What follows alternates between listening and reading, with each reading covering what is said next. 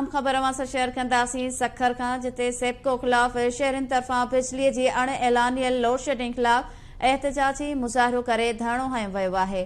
सखर खां ख़बर अवां ताईं पहुचायूं पिया। धरणे जे हवाले सां अवांखे ॿुधाईंदासीं। सेप्को ख़िलाफ़ शहरनि तरफ़ां बिजली जी अण ऐलानियल लोड शेडिंग ख़िलाफ़ एहतजाजी मुज़ाहिरो करे धरणो हंयो वियो आहे। शहरनि जो चवणु आहे त ॻरा बिल भरण बावजूद बिजली काटी वई आहे।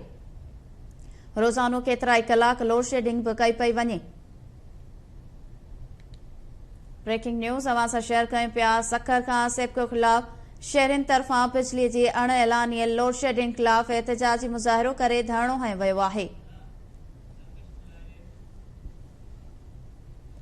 ॻरा बिल भरण बावजूद बिजली काटी वई आहे। शहरनि जो चवणु आहे रोज़ानो केतिरा ई कलाक लोड शेडिंग बि कई पई वञे।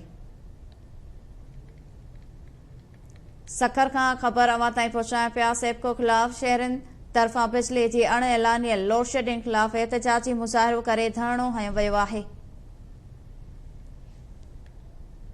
शहरनि जो चवणु आहे त ॻरा बिल भरण बावजूद बिजली काटी वई आहे। रोज़ानो केतिरा ई कलाक लोड शेडिंग बि कई पई वञे। सखर खां ख़बर अवां ताईं पहुचायूं पिया। सेप्को ख़िलाफ़ शहरनि तरफ़ां बिजली जी अण ऐलानियल लोड शेडिंग ख़िलाफ़ एहतजाजी मुज़ाहिरो करे धरणो हंयो वियो आहे। शहरनि जो चवणु आहे ॻरा बिल भरण बावजूद बिजली काटी वई आहे।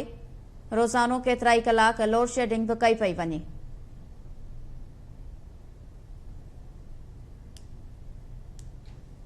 ब्रेकिंग न्यूज़ अवां सां शेयर कयूं पिया। सखर खां धरणे जे हवाले सां सेप्को ख़िलाफ़ शहरनि तरफ़ां बिजलीअ जी अण ऐलानियल लोड शेडिंग ख़िलाफ़ एहतजाजी मुज़ाहिरो करे धरणो हंयो वियो आहे।